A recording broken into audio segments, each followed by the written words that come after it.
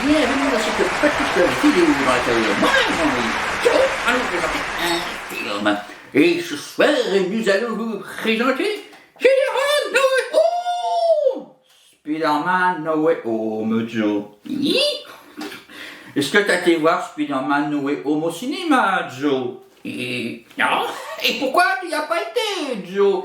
J'ai vu le solitaire. Oui, voilà. Et puis maintenant, j'ai vu le oui, voilà. Bon, bref. Et puis moi, je vais pas y aller sans toi non plus. Donc, on va pas parler d'un film que t'as pas vu. Et puis, de toute manière, t'aurais été picousé 3 fois, 4 fois, 5 fois, 36 fois par tous les vaccins de la Terre. De toute manière, on n'y aurait pas été. Parce qu'il y en a marre des Marvel, mon cher Joe. Et non, c'est beau, il y a que dedans.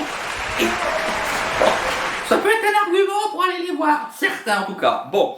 Enfin, ceci étant, ben justement... Tiens, on va parler d'un film dans lequel Karen Gillan est présente, mon cher Joe. On va parler des Gardiens de la Galaxie Volume 2.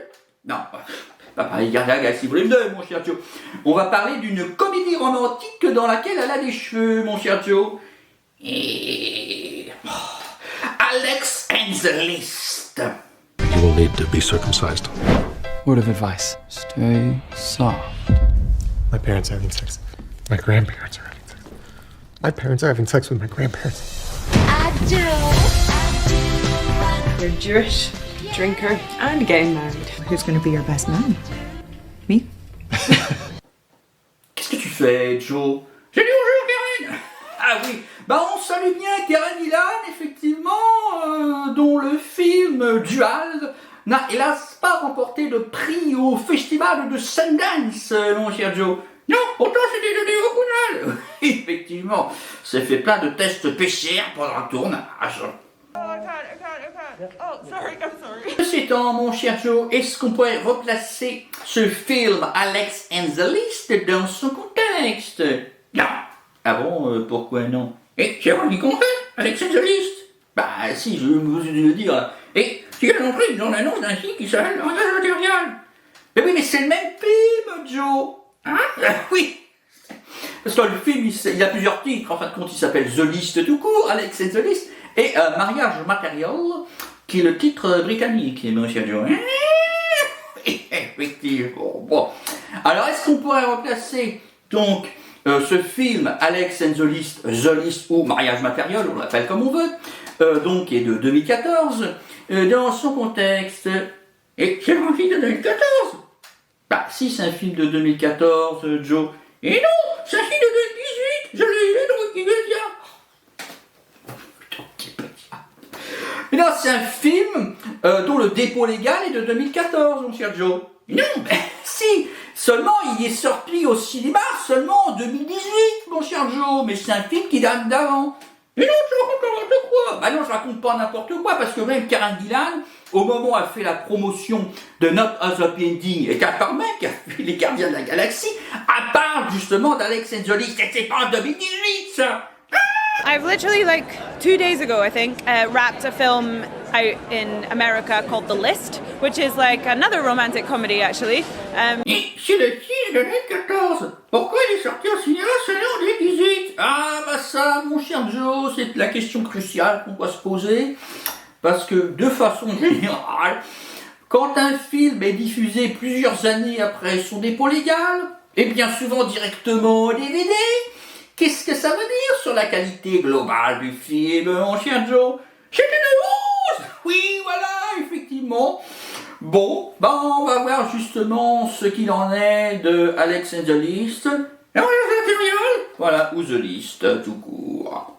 Are we going to ever get to see The Day the Clown Cried? No. No. You want to know why? Yes. It was bad, bad, bad. Alors, qu'est-ce que tu peux dire sur le contexte de production de ce film, mon cher Joe? Et oui, voilà, il n'y a pas grand-chose à dire. C'est-à-dire que bon, des fois, vous avez des films qui sont tournés dans des contextes très compliqués, le producteur a pas les sous, patati patata, enfin bon, bref. Voilà, ça explique un certain nombre de choses. Et le résultat est arrivé, que ce soit l'île aux pirates, ou enfin ce genre de truc, etc. Bon, là, il n'y a rien de particulier, mon cher Joe. Non, Wikipédia ne dit rien là-dessus. Effectivement, on ne trouve pas beaucoup d'informations, que ce soit Wikipédia ou ailleurs. Effectivement, il n'y a pas que Wikipédia, mon cher Joe. Si, toute la vérité est dans Wikipédia. Oui, d'accord. Bon, ceci étant, donc oui, il n'y a rien de particulier. Bon, donc on va plutôt placer le film dans son contexte de genre. Bon, donc c'est quoi le contexte de genre, enfin c'est quoi le genre du coup, de Alex and the List, mariage matériel ou The List, hein, bon, mon cher Joe. C'est le comédie romantique. Voilà, exactement. Bon. Qu'est-ce qu'on pourrait dire, mon cher Joe, de la comédie romantique c'est clair, le combat de gladiateurs. Le combat de gladiateurs. Oui. Oui, tu nous fais encore le truc sur romantique. Bon. Ceci étant, donc, dans la comédie romantique, on va dire, il y a deux types de récits, mon cher Joe. Hein? Oui. Qu'est-ce que tu peux citer comme type de récit dans la comédie romantique, mon cher Joe? L'appel à la liberté. L'appel à la liberté. Oui, comme dans Spartacus. Spartacus, c'est un péplum, c'est pas une comédie romantique, hein, cher Joe. Et si, ça se passe dans la comédie romantique. Oui. Je vais reprendre la main parce qu'on va pas s'en sortir. Donc il y a deux types de récits hein, dans la comédie romantique. Il y a la recherche de l'amour, on va dire, ou de l'âme sœur, mon cher Joe. Oui, voilà, effectivement, justement, avec Karen Gillan, c'est Not Another Happy Ending. Je vais y arriver à prononcer ce nom. Not Another Happy Ending. It's a rom-com set in Scotland. Donc vous avez ce type de récit, et vous avez le second type de récit. Qu'est-ce que c'est, mon cher Joe? L'Exode. L'Exode? Oui, quand on dit commandement. Les 10 commandements, c'est un péplum. Oui, voilà, oui. Alors, c'est pas du tout une comédie romantique, ça se passe pas non plus dans la Rome antique, puisque c'est dans l'Égypte des pharaons.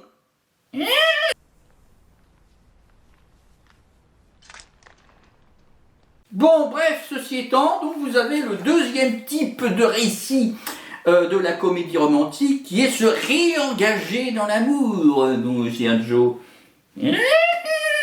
Voilà, et vous avez donc, comme effectivement, dans le premier type de récit, je cherche l'amour, et je le trouve par hasard.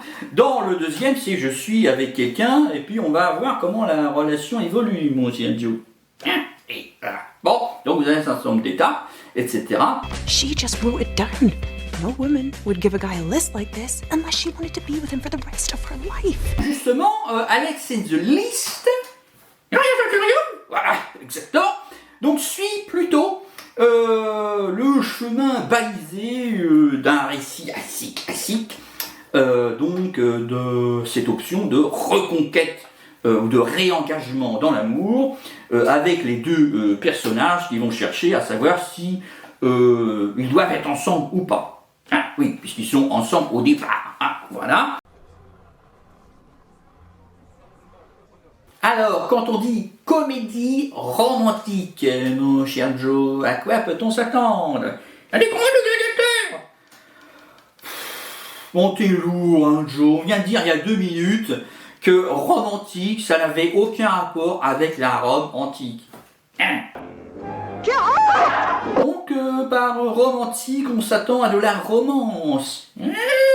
Voilà, et quand on dit romance, on va dire des relations sexuelles. Oui, on va dire plutôt des sentiments qui se traduisent par des bisous, mon cher Joe. Effectivement, hein, romantique, c'est pas pornographique. Hein. Alors, c'est dommage. Oui, enfin bon, chacun ses goûts, hein, bon, bref. Et donc, sur la partie comédie, mon cher Joe, à quoi peut-on s'attendre? Et quand même, on peut s'attendre à ces situations, effectivement, quelque peu décalées, ainsi que l'explique Steve Kaplan dans son ouvrage. Il n'existe pas, M. Kaplan. Comment ça n'existe pas, M. Kaplan? Et non, c'est Rosetto Hill. Kaplan n'existe pas. Mais si, mais je te parle pas du film de Hitchcock, Cary Grant qui joue Roger Hill, qui est pris pour M. Kaplan. Hein? Mais non, je te parle de Steve Kaplan qui a écrit ce livre-là. écrire une comédie, mon cher Joe. Oui, voilà, effectivement. Et donc, Steve Kaplan, donc, il a mis en équation la comédie, et mon cher Joe. Voilà, bon. Et donc, selon Steve Kaplan, la comédie, c'est l'histoire d'un gars, d'une fille, enfin d'un personnage, voilà, qui fait face à d'insurmontables bizarreries, qui n'a pas les compétences pour surmonter ces bizarreries et qui pourtant ne perd pas espoir. Il faut croire tout ce qu'il dit dans les livres. Oui, et toi tu crois quoi, mon cher Joe? Je crois ce qu'il racontait dans la vieille théorie. Ces êtres voulaient avoir des rapports sexuels. Impossible de résister ou de faire quoi que ce soit. Oui. Bon. Ceci étant, donc, la comédie repose sur un certain nombre de principes, et notamment donc ce personnage central qui est pas très doué, et donc comme il n'est pas très doué, il va se retrouver dans des situations assez démentielles. Et ben, on va voir effectivement si Alex Enzolis répond à ce principe. Oh, stop it, stop it, stop it. Sorry. Stop it. Sur ce, mon cher Joe, mais que raconte ce film? Alors, est-ce que tu pourrais nous faire le pitch du film? Alors, vas-y, Joe, nous t'écoutons. C'est l'histoire d'une romancière qui est atteinte du syndrome de la page blanche. C'est l'histoire d'une romancière atteinte du syndrome de la page blanche. Mais non, Joe, ça c'est l'autre comédie romantique avec Karen Gillan, c'est Not Another Happy Ending. C'est pas ça qu'on fait? Non, c'est pas ça qu'on fait. On fait le film là, dont on a parlé juste avant avec la théorie de Kaplan, patati patata. Oui, bon, alors est-ce que tu pourrais nous faire le pitch de ce film, mon cher Joe? Bon, alors allons-y, Joe, nous t'écoutons. C'est l'histoire d'un type qui force à faire des choses.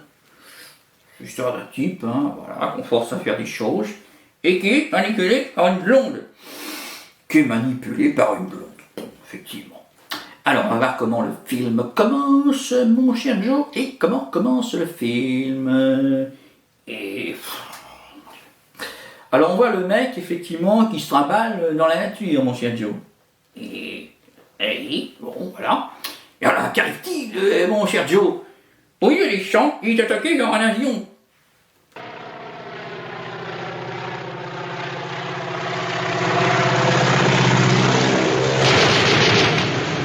Ça c'est la mort aux trousses de Hitchcock. Oui, c'est le film qu'on fait. Mais non, c'est pas le film qu'on fait. Et qui te dit c'est un film avec Kaplan? Mais non. C'est un film, effectivement, qui est une comédie. Donc on regarde par rapport à la théorie exprimée par Steve Kaplan dans son livre. C'est ça qu'on dit. Ça n'a aucun rapport avec Projet Thor Hill ou je sais pas quoi. Hein? Bon. Donc effectivement, au départ, vous avez Alex, donc effectivement, qui se trimballe avec ses chiens. Et puis il va à une soirée, ça n'a aucun rapport, mon cher Joe. Non, pas du tout. Bon, ça blablate par-ci par-là dans les salons, dans la chambre, dans la salle de bain, gna gna gna gna gna. Voilà, donc on découvre. Bon, du coup, après, qu'arrive-t-il, mon cher Joe? Il y a une idée romantique, oui.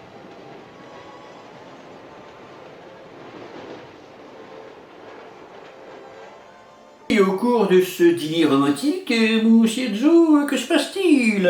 Le personnage masculin commande une truite saumonnée. Commande une truite saumonnée. Oui, il y en a une trop saumonnée. Now you know everything. Tell me, what do you do besides lure men to their doom on the 20th Century Limited? I'm an industrial designer. Non, ça c'est l'amour aux trousses, mon cher Joe. Effectivement. Non, dans ce dîner romantique, donc, le personnage féminin propose ou impose, oui, plutôt impose, on va dire, une liste de choses à faire au personnage masculin. Donc Catherine, donc, qui est le personnage féminin, Alex, qui est le personnage masculin. Donc une liste de choses qu'il serait bien qu'il fasse pour prouver qu'il est bien l'homme de sa vie à elle. Hein, c'est un peu ça, mon cher Joe. Et voilà, bon, ça suit son cours. Que se passe-t-il après, mon cher Joe? Tiens, dis-le un jour.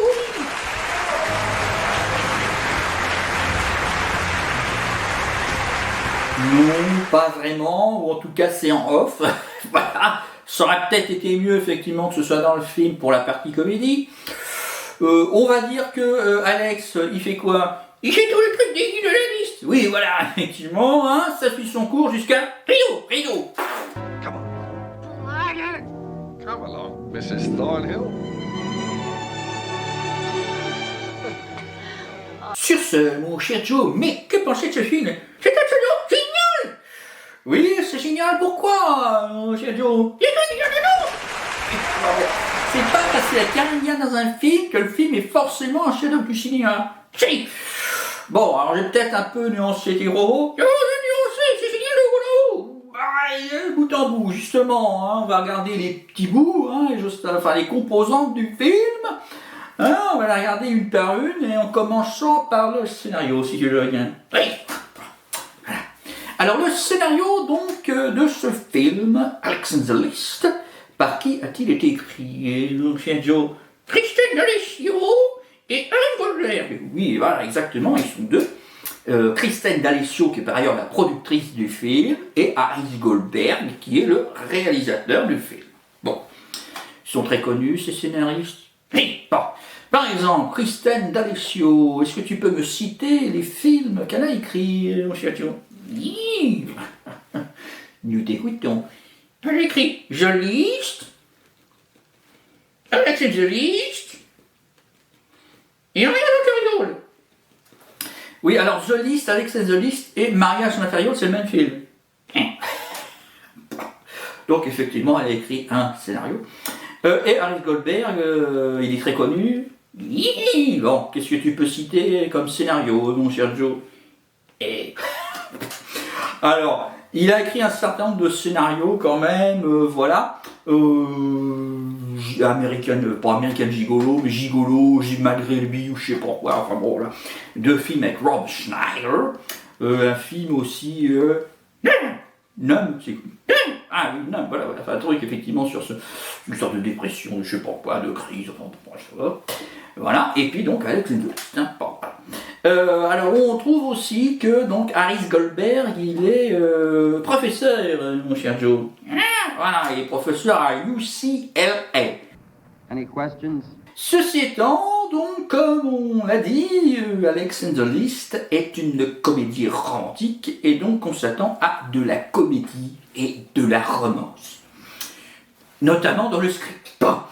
Alors, est-ce qu'on t'a eu de la comédie et de la romance, toi, dans Alex and the List, mon cher Joe? Ah bon, t'as vu ça où? Ah, dans les images du film. Bah, je sais pas, hein, parce que franchement, que ce soit pour la partie romance comme pour la partie comédie, ça vole pas bien haut, mon cher Joe. Oh, tu es content de quoi, toi? De te dire, t'aimes jamais rien. Bah, c'est pas que j'aime jamais rien, mon cher Joe, mais enfin bon.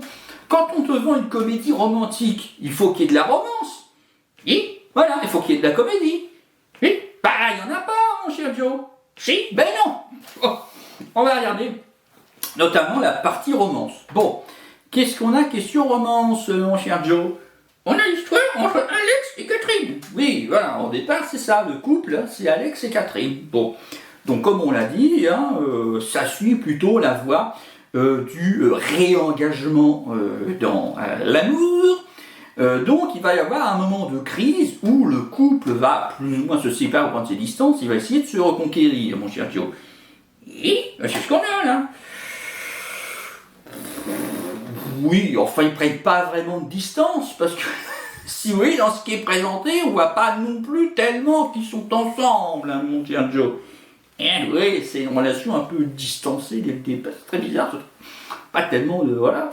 Bon, alors il lui souffle dans la nuque, il lui dit « Oh mon Dieu, tu es spectaculaire !» Voilà, et puis elle a dit « T'es secret !» Oui, you are sweetie.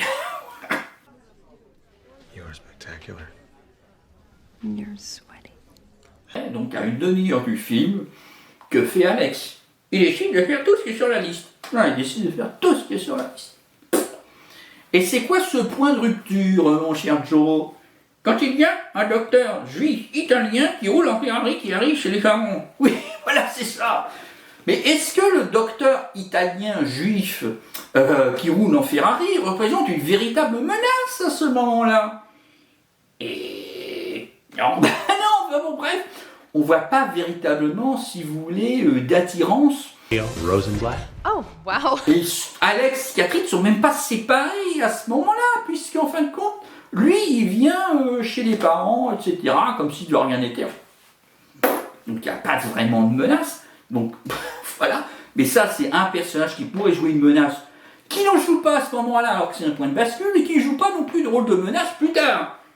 Et non, parce que tout simplement, Catherine ne se met jamais, effectivement, avec le docteur juif italien qui roule en Ferrari. Vous avez le père, effectivement, de la fille, de Catherine, qui est un personnage qui impose, si vous voulez. Bon, il y a une sorte de relation toxique là-dedans, bon, on verra qu'il ne s'est pas exploité, hélas. Donc il pourrait être, si vous voulez, le personnage menaçant. Est-ce que pour autant, ces actions, ces dires font que la relation entre Catherine et Alex est brisée quelque part, enfin, mis à part à la fin, c'est un choix personnel du personnage. Et non, voilà, donc si vous voulez, on n'a pas, à aucun moment, si vous voulez, on sent vraiment une histoire d'amour entre Alex et Catherine qui serait sous la menace d'un élément, etc. Et finalement, il y a une russe. Il y a un élément perturbateur. Mais en fin de compte, rien n'en est fait. Si, il y a des trucs rigolos. Oh, Jesus. Transfers you the greetings, my love. Alors, pour la partie comédie, mon cher Joe, comme on l'a dit précédemment, avec l'équation comique de Roger Steve Kaplan, donc comme on l'a dit, donc c'est un personnage qui fait face à un problème insurmontable, qui n'a pas les compétences pour surmonter ses problèmes et qui ne perd pas espoir. Oui, ça c'est la théorie complètement conne. À chacun de juger cette théorie. Ceci étant, donc, bon, est-ce que le personnage est incompétent? Oui. Oui et non, hein, effectivement, parce que c'est quoi ces problèmes insurmontables auxquels il doit faire face, mon cher Joe? C'est le journaliste. Oui, voilà. C'est-à-dire qu'effectivement, on dit, pour être sûr que tu es l'homme de ma vie, ce serait bien que tu fasses tous ces trucs. Bon, bah effectivement, à mon avis, au bout d'une demi-heure, le mec, il décide de faire ces trucs complètement débiles. Bon. Et justement, ces trucs complètement débiles. Oui, voilà, mais qui ne demande pas, si vous voulez, un effort complètement surhumain, si vous voulez. Bon, alors on va pas faire toute la liste, hein, si vous voulez. Hein, voilà, mais parmi la liste, effectivement, des choses à faire, qu'est-ce qu'il y a, mon cher Joe? Je vais blanchir les dents. Voilà, bon. Bah, vous allez chez le dentiste, vous faites blanchir les dents, si vous voulez. Vous avez une énorme carie, là. C'est sans danger. Donc, si vous voulez, on ne sait pas vraiment s'il est compétent ou pas. Mais si vous voulez, le degré des problèmes, alors on ne parle pas du problème général, si vous voulez, de sa relation avec Catherine, si vous voulez, mais dans les sous-problèmes, pour résoudre le problème, ces sous-problèmes, en fin de compte, c'est pas des trucs complètement insurmontables. En fin de compte, il fait ou il fait pas. Et comme il a décidé au bout de demi-heure de faire tous les trucs, et que ces trucs-là ne sont pas des trucs insurmontables, il a rien à surmonter. Non, ça, si il n'y a rien d'autre. Bon. I'm doing the best I can with this stupid list. La comédie viendrait du fait que le personnage ne pourrait pas le faire, mon cher Joe. Et oui, voilà, exactement. C'est-à-dire, si vous regardez par exemple un poisson nommé Vanda, mon cher Joe, c'est une comédie romantique. C'est une comédie policière avec un élément de romance dedans. Mais si vous regardez un poisson nommé Vanda, à un moment, vous avez donc le personnage joué par Michael Palin. Qu'est-ce qu'il doit faire, mon chien Joe? Il doit dire où sont les diamants. Oui, alors, justement, il y a ça, effectivement. À la fin, il doit dire où sont les diamants à John Cleese. Bon, bah, c'est quoi son problème à Michael Palin, enfin, au personnage dans le film, mon chien Joe? Il est vide. Voilà, le mec, il n'arrive pas à parler, donc... Voilà, donc ça crée effectivement une situation comique. Bon. Plenty of time. Oh, come on! Donc là, justement, est-ce que dans chacune des situations posées qui pourraient être comiques, Est-ce qu'il y a des éléments de comédie, mon cher Joe? Oui. T'as trouvé ça vachement drôle, toi, mon cher Joe? Oui, c'était vachement drôle. Alors, par exemple, on va dire ça. Bon. Donc, vous avez, par exemple, la situation quand il va chez le dentiste, mon cher Joe. Oui, c'est vachement rigolo, ça. Nebulous way. Mais en quoi c'est drôle, la scène du dentiste? Oui, voilà, effectivement, t'as parfaitement répondu. C'est un peu le mec qui se fait blanchir les dents, puis c'est tout, quoi. Et voilà. Bah, regardez la bande-annonce, il y a même des éléments dans la bande-annonce qui sont plus drôles que dans le film. Parce que le mec, ce qui serait rigolo, c'est que se faire blanchir les dents, alors qu'il est passif, c'est que le mec, il veuille pas. Oui, voilà, donc qu'est-ce qui pourrait arriver à ce moment-là? Le mec, il veut pas se faire blanchir les dents. Comme toi, par exemple. Toi, si je veux que tu ailles te faire blanchir les dents, est-ce que tu vas me dire oui, Joe? Non, je vais dire non. Et pourquoi tu vas dire non, mon cher Joe? Parce que j'ai peur du dentiste. Voilà, tu as peur du dentiste. Voilà, tu as les dents complètement pourries, Joe. Oui, et j'en suis fier. Voilà, effectivement. Bon, et si un dentiste arrive avec la roulette, etc., veut que tu te fasses blanchir les dents, qu'est-ce que tu vas faire au dentiste, mon cher Joe? J'ai dit à sacré la tronche, je lui ai dit crier la gueule. Voilà, exactement. C'est-à-dire que il va arriver des choses extraordinaires. Tu vas lui sauter dessus, etc. J'ai dit ça, l'autre, j'ai dit écoute le truc dans le cul. Bon, oui, enfin, sans arriver jusque-là, si vous voulez, mais bon, effectivement, on peut s'attendre à une situation démentielle, si vous voulez. Mais là, qu'est-ce qui se passe? Rien. Voilà, comme tu dis, rien. Vous n'avez pas un moment absolument comique, si vous voulez, comme vous pouvez avoir, j'en sais rien, moi. Enfin, c'est pas une parodie de Marathon Man. Et c'est tout le temps comme ça, si vous voulez. Un moment, bon, comme la fille est allergique. Bon, est-ce qu'il se passe quelque chose de vachement marrant avec l'allergie de la fille? Oui, elle éternue dans les premières scènes. Oui, voilà, elle a une réception, t'as un chien, mon Dieu, je suis allergique. Bon. All right, let's see she.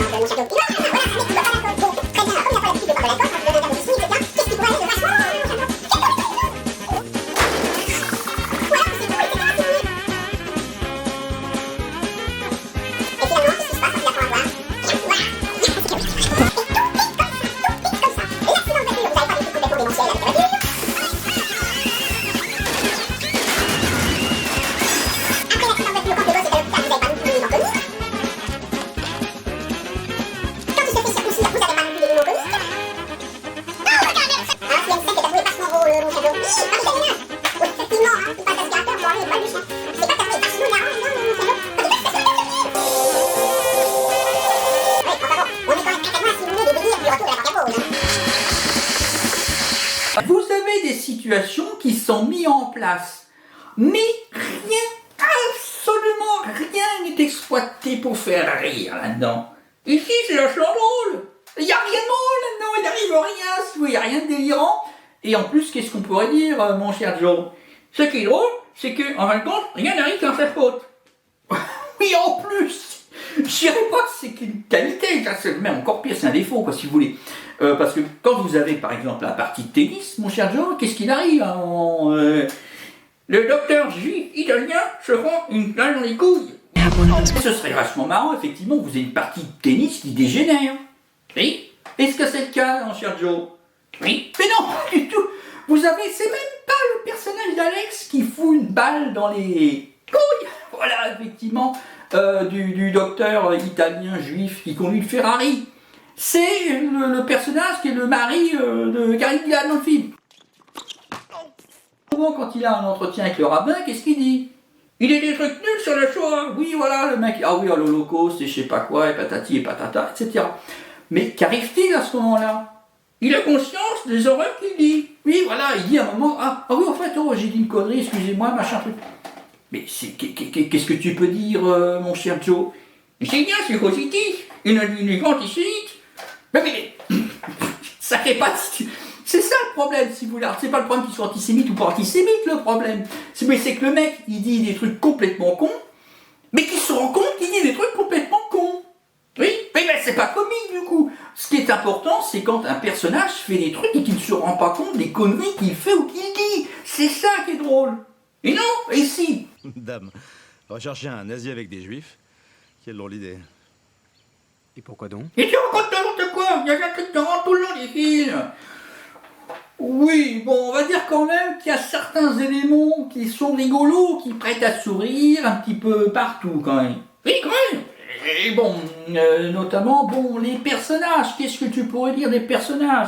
Ils sont tous cinglés. Oui, voilà. Alors autant, effectivement, le film n'exploite pas cette espèce de dinguerie que vous avez chez tous ces personnages un peu névrosés. Bon. Mais à la rigueur, bon, quand les personnages disent certains trucs complètement cons, qu'est-ce qui peut y arriver, mon cher Joe? On va y rire aussi clair. Oui, on peut sourire si vous voulez. Bon. Sur ce, mon cher Joe, il est temps de passer à la réalisation. Et qui a réalisé ce film, mon cher Joe? Harris Goldberg. Harris Goldberg. Bon, alors qu'est-ce que tu peux dire de Harris Goldberg, mon cher Joe? Et il est un que Whoopi Goldberg? Je sais pas, en tout cas quand on les voit, ils ont pas l'air d'avoir un lien de parenté. Enfin bon. Ceci mis à part, en matière donc de carrière cinématographique, qu'est-ce que tu peux dire de Harris Goldberg? C'est un réalisateur très connu. Ah bon, qu'est-ce qu'il a fait comme film? Alex and the List, oui, et avant? Il a fait un film avant, il a fait un film avant, il a fait un film après. Non. Enfin, ceci étant, bon, vous n'avez pas forcément besoin de faire 50 films dans votre vie pour être un très grand réalisateur, mon cher Joe. Si. Ah bon, bah tu te contredis toi-même alors quand tu dis ça. Mais non, du tout. Tu peux regarder Kubrick, il n'a pas fait non plus tellement de films, mais c'est un très grand réalisateur. Si on prend l'exemple aussi de Charles Laughton, le mec, il a fait qu'un seul film, et puis c'est un classique du cinéma, hein, mon cher Joe. Quel classique? La nuit du chasseur avec Robert Mitchum. Bon, enfin ceci mis à part. Donc, Harris Goldberg sur Alex and the List. Tu as trouvé son travail comment, mon cher Joe? Absolument impressionnant. Rien que ça, mon cher Joe. Oui, c'est une des plus grandes réalisations de tous les temps. Ah oui, bon, bah d'accord. Qu'est-ce que tu as trouvé d'absolument merveilleux dans son film, mon cher Joe? Et... oui, voilà, effectivement. Bon, alors, bon, question découpage, cadrage, etc. Composition de plan, mon cher Joe. Qu'est-ce que tu pourrais dire? C'est un chef-d'œuvre. C'est un chef-d'œuvre. Bon, effectivement, bon. On va dire c'est pas cadré n'importe comment, etc. Bon, le découpage non plus, on va pas dire que ça ressemble à rien, mon cher Joe. Non. Oui, il y a même d'ailleurs des scènes qui sont assez réussies, hein, si vous voulez, de ce point de vue-là. Qu'est-ce que tu pourrais citer d'ailleurs, mon cher Joe? Le premier plan. Le premier plan, oui. Qu'est-ce que tu as trouvé de bien dans le premier plan, mon cher Joe? Le chien. Oui, bon. Alors justement, si le premier plan est intéressant, puisque le film s'ouvre comme ça, et donc, qu'est-ce que vous avez? Un chien, voilà. Un chien tenu en laisse, effectivement. Et alors là arrive le titre. Et c'est quoi le titre? Alex and the List. Alex and the List, effectivement, sur le plan du chien tenu en laisse. Vous voyez, donc Alex et la liste, effectivement, sachant qu'on va voir par la suite l'histoire donc de Alex qui fait une liste de trucs complètement débiles parce qu'il est sous la dépendance donc de Catherine et de sa famille, mon cher Joe. Oui, bah voilà, donc il y a comme déjà dans le premier plan une espèce de symbolisme, si vous voulez, où le nom du personnage principal, avec la superposition du titre sur l'image du chien qui est tenu en laisse, donc effectivement, par symbolisme, le personnage est tenu en laisse, et donc il est dépendant, mon cher Joe. Bon, c'est une interprétation. You ready to go to work? Pareil, la scène du restaurant. Qu'est-ce qu'on peut dire de la scène du restaurant, mon cher Joe? C'est un chant contre chant. Oui, voilà. Bon, c'est assez simpliste, hein, si vous voulez. Bon. Et puis à un moment, bah justement, quand elle a présenté la liste, qu'est-ce qu'il y a comme plan, mon cher Joe? Il y a un plan plus large. Oui, effectivement, il y a un plan un peu plus large. Vous avez quoi, mon cher Joe? Une fenêtre, voilà. Une fenêtre, effectivement, avec des barreaux, si vous voulez, donc qui symbolisent l'enfermement de leur relation. Puis après, hop, on réenchaîne sur la deuxième partie du dialogue, etc. Puis d'ailleurs, les plans, à ce moment-là, comment sont-ils, mon chien Joe?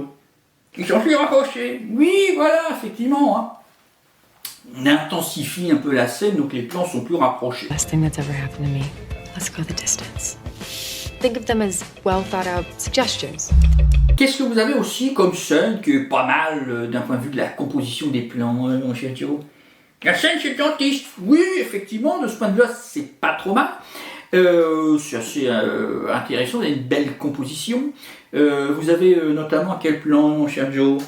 Le plan où tout le monde est dans le même plan. Oui, effectivement. Vous avez Alex, vous avez le dentiste, vous avez la secrétaire du dentiste, vous avez Catherine, vous avez donc le personnage joué par Karine Viard, et puis vous avez le copain d'elle. Donc vous avez tout le monde dans le même cadre, etc. Bon, et c'est assez rigolo parce que du coup vous avez le gars qui regarde la fille, etc. Vous avez Karine Viard qui tient la main de son copain, etc. Puis vous avez le dentiste devant qui lève les yeux au ciel, etc. Tellement les autres ils sont allumés, etc. Donc là, effectivement, c'est pas trop mal. What about polar bear? That might be a bit too dingy. How about something a little closer to... Quoi aussi? La salle d'attente. Oui, effectivement, vous avez les trois qui attendent, effectivement, puis qui tournent effectivement leur magazine en même temps pendant que l'autre est derrière à se faire blanchir le dent. Seulement la bande-annonce est beaucoup plus drôle. Et non, pas du tout. C'est aussi drôle dans le film. Non, parce que dans le film, vous avez juste ce plan-là. Oui, bon. Dans la bande-annonce, vous avez aussi ce plan-là. Oui, voilà. Puis qu'est-ce qu'il y a en termes de son qu'on entend dans la bande-annonce, mon chien Joe? On entend Alex crier. On entend Alex crier. Voilà, donc vous avez aussi ce qui est hors champ. Hein.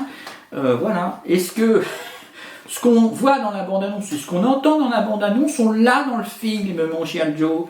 Oui, il y a les trois personnages qui sont assis dans la salle d'attente. Oui, d'accord, mais ce qui se passe en hors champ, est-ce qu'on l'a aussi? Non, on n'entend rien. Oui, voilà, on n'entend pas le mec gueuler. Bon. On fait une situation comique, mais ça n'a rien d'exploité. Vous voyez, bah, c'est pas exploité non plus de ce point de vue-là. Le plan est sympa, mais ce serait nettement plus sympa si, comme dans la bande-annonce, on avait ce qui était en off et on entendait les mecs gueuler, mais c'est pas le cas. Bon, alors en termes de cadrage et de découpage, mon cher Joe, de façon globale, qu'est-ce qu'on peut dire? C'est absolument génial!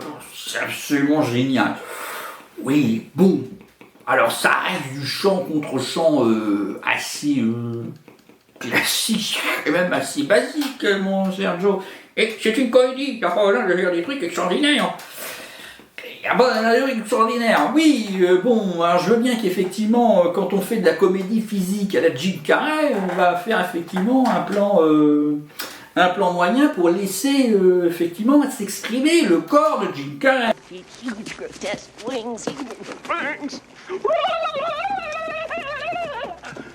Donc pour toi, la comédie est forcément basique. Pas toujours, si vous voulez. Bon, si vous regardez les films de Jerry Lewis, réalisés par Jerry Lewis, vous avez quand même des scènes qui sont assez impressionnantes. Hein. Si vous prenez par exemple, quel film, mon cher Joe? J'en sais rien, moi je regarde pas les films de Jerry Lewis. Oh, si vous regardez Le Tombeur de Sédam, si vous voulez, c'est un film qui est techniquement assez impressionnant.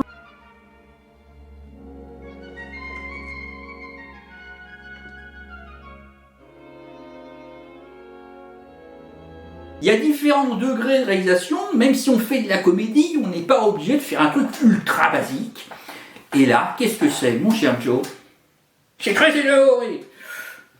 Bah, je dirais plutôt que c'est assez basique, si vous voulez. Bon, après c'est correct, si vous voulez.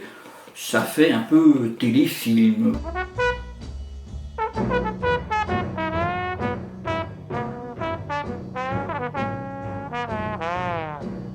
Ceci étant, bon, oui, qu'est-ce que tu peux dire en termes de rythme, mon cher Joe?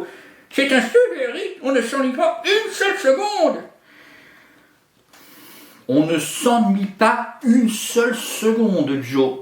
Oui, moi j'ai ri du début à la fin, j'étais plié en quatre et j'ai fait une expérience absolument géniale. Ah bah tant mieux pour toi, mon cher Joe, parce qu'en ce qui me concerne, mon Dieu, mais que ce film est mou. C'est toi qui es mou. Mais non, c'est pas moi qui suis mou, c'est le film. Mais non, tu dis n'importe quoi. Mais non, je dis pas arrête, mais lymphatique, mon chien Joe. Tu racontes n'importe quoi. Là, c'est un autre circuit que le circuit sanguin. Mais qu'est-ce que tu me racontes en matière de film? Mais, oh, justement, l'expression lymphatique vient justement que c'est pas la circulation sanguine qui est super pétante comme ça, mon cher Joe, que c'est mou la circulation lymphatique. Et voilà, bah, c'est ce que je veux dire avec ce film-là. Ce film est mou. Mais non, c'est bon. Ah bah quand même. Bon, en soi, il fait moins de 2 heures, si vous voulez, mais alors vous avez l'impression que c'est interminable, le truc. Hein. Et non, du tout. C'est juste, et là, sonorité, on ne va pas commencer. Ah bah quand même, hein, vous... Bon. Oh là là là là là. Déjà, rien que le début, et au milieu du film, des fois, vous êtes perdu, hein, vous êtes dans vos pensées, et puis dites, ah mais au fait, mais je regarde Alex et the List, qu'est-ce qui s'est passé? Je me rappelle pas. C'est terrible. Vous sortez complètement du film. Ah non, c'est faux, moi j'étais complètement dedans, j'étais happé, comme si c'était Interstellar.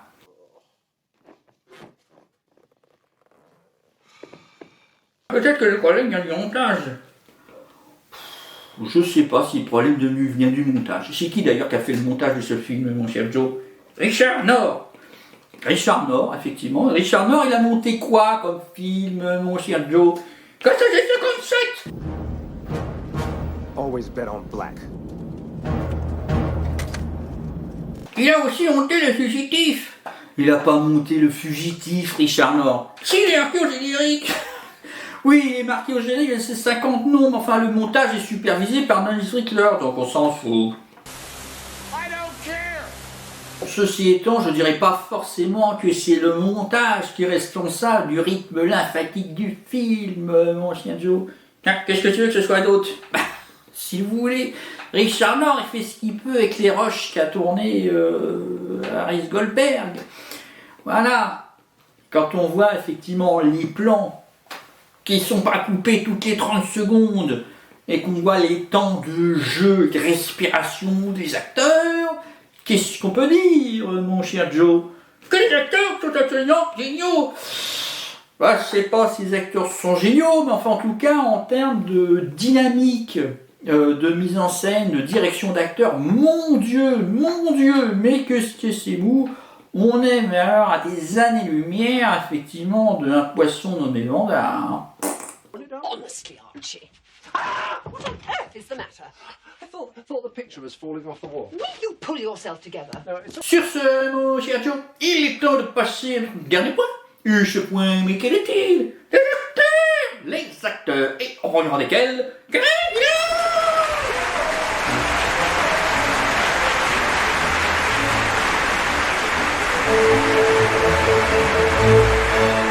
Karen Gillan, effectivement. Bon, alors comme d'habitude, on va garder le meilleur pour la fin et on regardera Karen Gillan en dernier, mon cher Joe. Et on va commencer par le rôle principal, Alex. Et Alex, par qui est-il joué, mon cher Joe?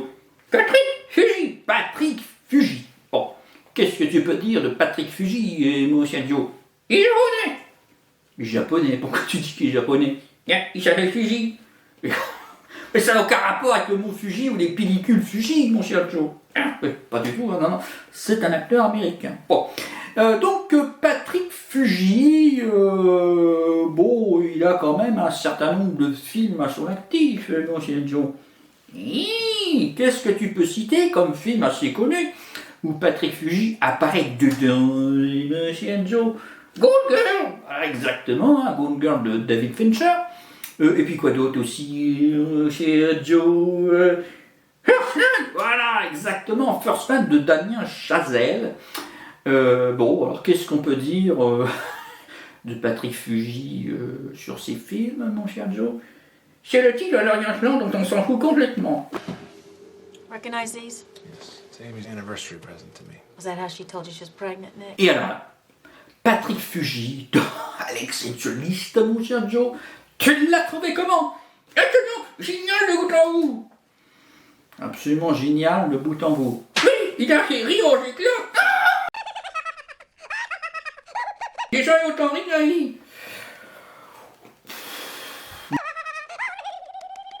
Mais alors, le mec est d'une mollesse,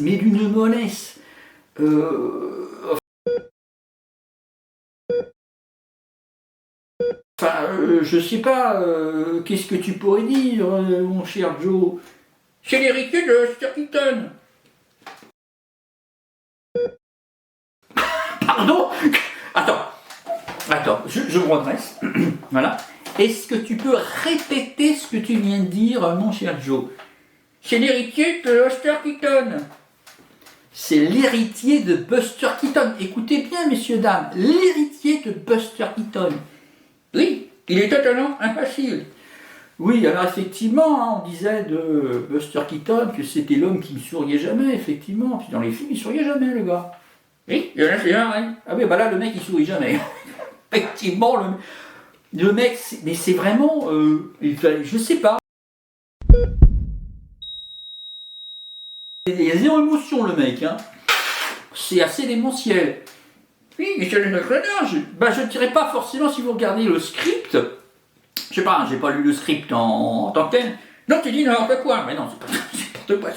Mais si vous regardez le film uniquement d'un point de vue de ce qui est écrit sur le personnage, etc., ses lignes de dialogue, patati, les situations, patati patata, enfin, vous aviez des manières de faire qui étaient complètement autres que celles qu'a choisi Patrick Fuji, quand même.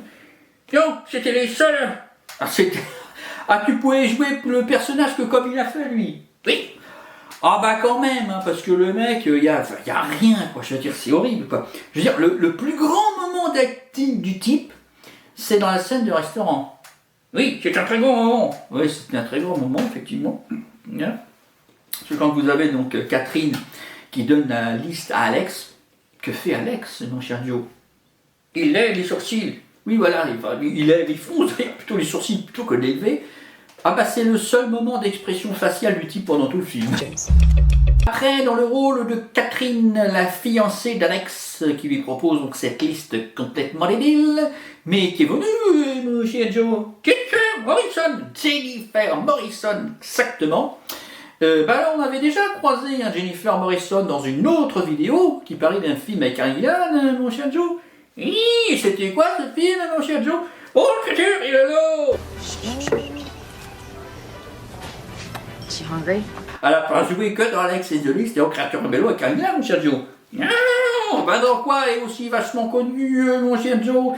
C'est elle qui donne naissance au Capitaine Kirk dans Star Trek.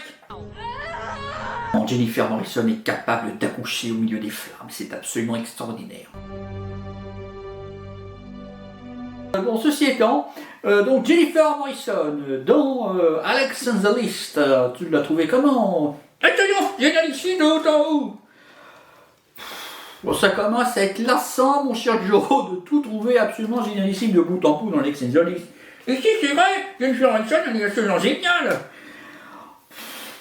Bon. Alors, faut dire, oui, c'est-à-dire que c'est un peu comme Patrick Fuji, effectivement, elle joue pas à côté de la plaque, hein. Non, elle incarne très bien son personnage. Oui, voilà, effectivement, on va pas dire qu'elle fait n'importe quoi quand elle joue son rôle. Bon, néanmoins, sa prestation, comment elle est? Elle est pleine de piquant. Bah, je dirais pas qu'elle est pleine de piquant, hein, mon cher Joe. Et si, elle sourit tout le temps quand Tom Cruise dans Mission Possible 2. C'est peut-être aussi, effectivement, la direction, effectivement, d'Harry Goldberg. Mais c'est vrai que le jeu de Jennifer Morrison est d'une platitude, mais alors... Oh, qu'est-ce que tu peux dire, Joe? C'est extraordinaire. Oui, c'est extraordinaire de platitude. Effectivement, c'est-à-dire qu'il y a quand même un potentiel dans ce personnage, mon cher Joe. Ah oui, elle est complètement cinglée. Bah oui, effectivement.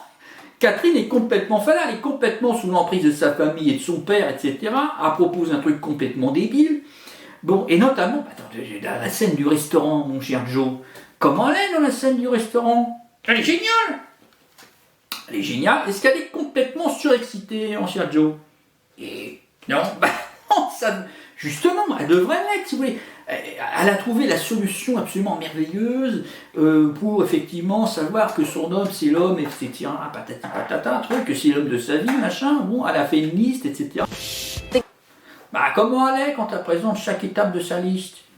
Elle est souriante. Oui, elle est souriante. Bah, ça s'arrête là, si vous voulez. Oh, c'est merveilleux, regarde. Se blanchir les dents, c'est ceci, c'est cela. Changer sa garde-robe, c'est ceci, c'est cela. Parce que tu as un corps, tu es super musclé, je sais pas quoi. Oui, et puis aimer le sport collectif à la télé, c'est génial, les machins. Mais quand elle présente ce truc-là, elle devrait être complètement surexcitée.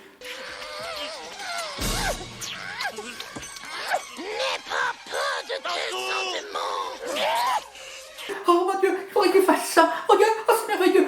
Ah, le sport, c'est comme ci, le sport, c'est comme ça. Ah oui, oh, une voiture allemande. Ah oui, les voitures allemandes, c'est génial. Je sais pas ce qu'il faudrait faire, si vous voulez, mais il faudrait faire autre chose que ce qu'elle fait, parce que ce qu'elle fait, c'est une platitude totale. Tu racontes vraiment n'importe quoi. Jennifer Morrison est absolument géniale de haut en haut dans ce film. Tu devrais soir, tu dis n'importe quoi parce que t'aimes pas le film, toi. Mais non, c'est pas du tout la question.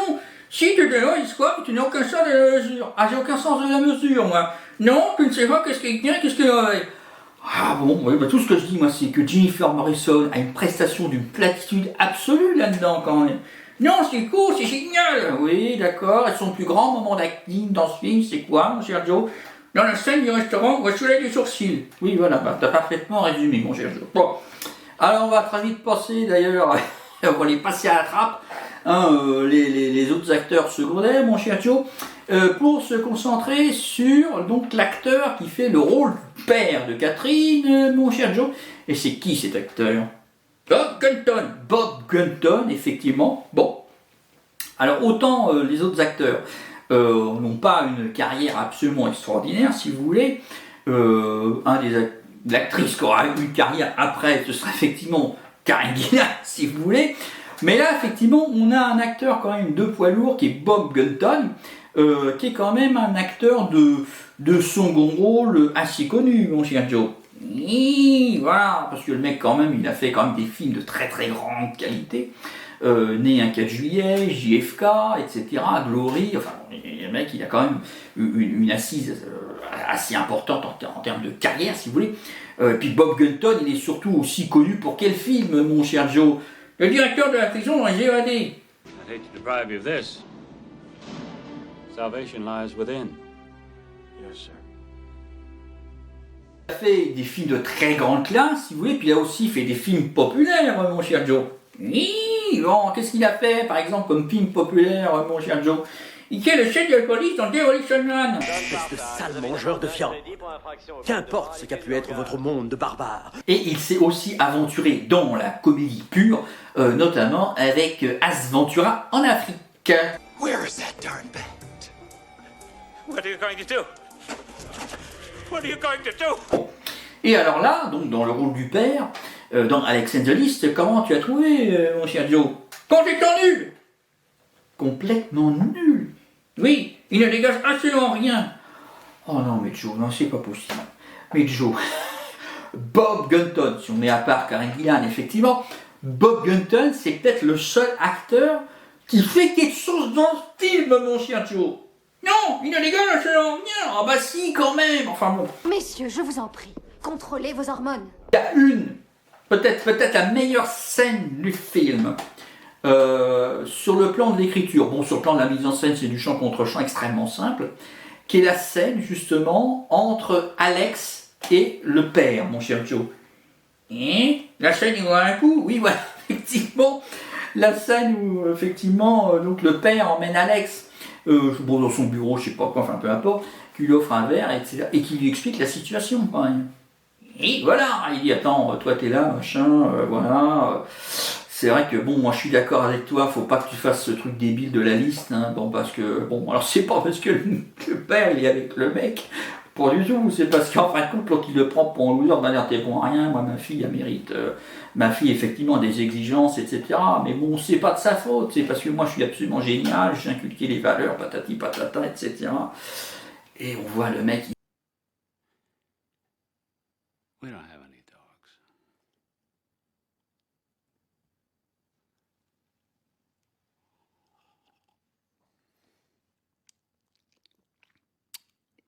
Alors dans les autres scènes, on va pas dire que le rôle du père soit absolument transcendantal, mon cher Joe. Si, c'est absolument génial. Ouais. Bon. Enfin, ceci étant, Bob Gunton, il arrive quand même à donner de l'ampleur à ce personnage, une coloration à ce personnage, une présence scénique, et c'est l'essentiel. Pourquoi pas une laisse dans le cul, c'était plus simple? Et enfin, un petit bout dans ce film, mon chien.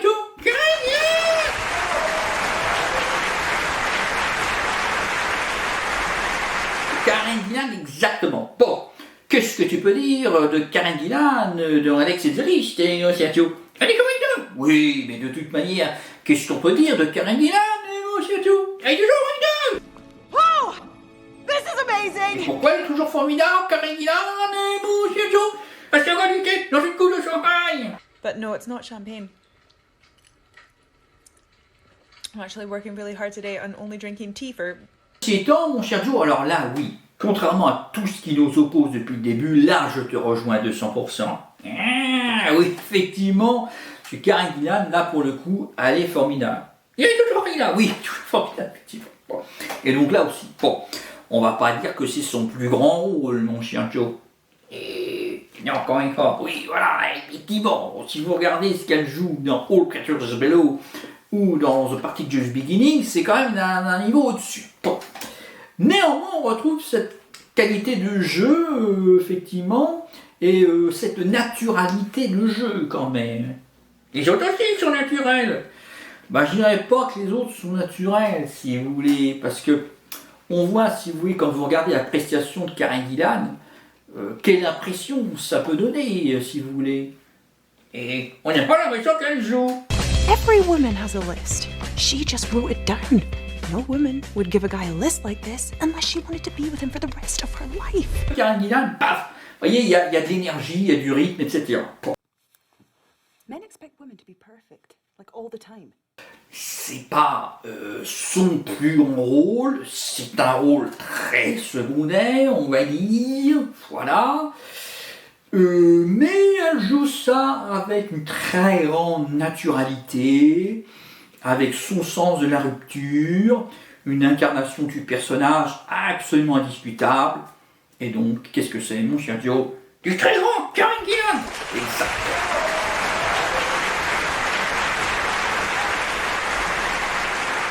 Sur ce, mon cher Joe, il est temps de passer à une conclusion synthétique de notre présentation de Alex and the List de Harris Goldberg. Et qu'est-ce que tu peux dire, mon cher Joe, sur le film? C'est un véritable chef-d'œuvre! Oh non, mais Joe, c'est un véritable chef-d'œuvre, mais tu te fous du monde! Et non, c'est absolument génial de bout en bout! On rit! Oh, on rit, non mais c'est pas possible, Joe, tu peux pas dire ça! Si, mais t'es malhonnête, Joe, quand tu dis ça! Et non, c'est toi qui es malhonnête! Tu dis que des trucs corrects sur les films! Mais non, je suis pas malhonnête! Alors je reprends effectivement en conclusion, effectivement, une synthèse de mes propos, puisque toi, t'es pas capable de faire une synthèse.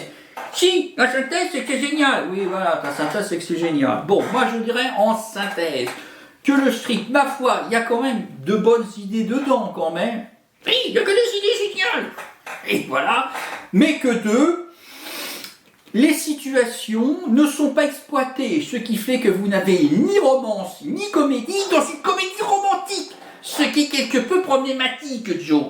Non, c'est faux. Oh, c'est faux. Bref, le tout est quand même mis en scène par Harris Goldberg, qui, oui, effectivement, sur le plan du découpage, du cadrage, etc., bon, il n'y a absolument rien d'extraordinaire, hein, ça fait téléfilm, mais bon, c'est tout à fait correct, voire même ça a du sens.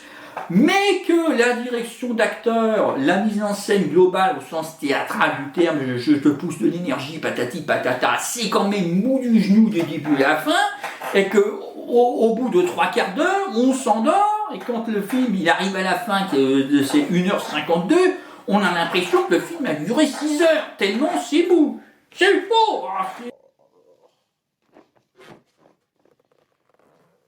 Les acteurs principaux, surtout Patrick Fuji, mais alors le mec, c'est un calamar, le mec sous anesthésie, que Jennifer Morrison, ça vaut pas bien haut non plus. Bon, les petits acteurs secondaires, effectivement, le frère, le copain, la russe, etc., ça va très bien. Et puis il y a 2 acteurs qui tire effectivement leur épingle du jeu et qui tire le film vers le haut, bah c'est Bob Gunton et puis c'est Karen Gillan. Et à la rigueur, on pourrait dire que la vision de Alex and the List ne vaut que pour la prestation de Bob Gunton et de Karen Gillan, mon cher Joe. Non, c'est absolument faux, le film est génial de bout en bout. Mais tu racontes n'importe quoi, Joe. Le film n'est pas génial. Moi, je dirais que le film est une bouse.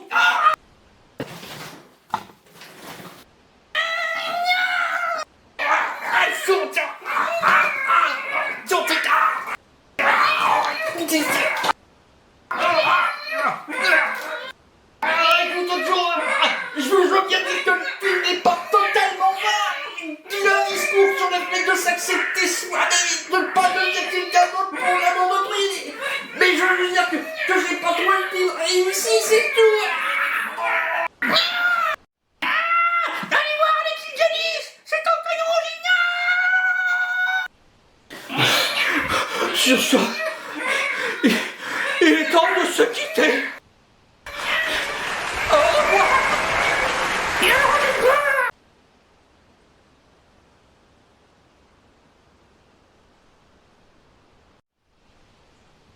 Au revoir. You will need to be circumcised. Word of advice. Stay soft. My parents are having sex. My grandparents are having sex. My parents are having sex with my grandparents. You're Jewish, drinker, and getting married. Who's going to be your best man? Me?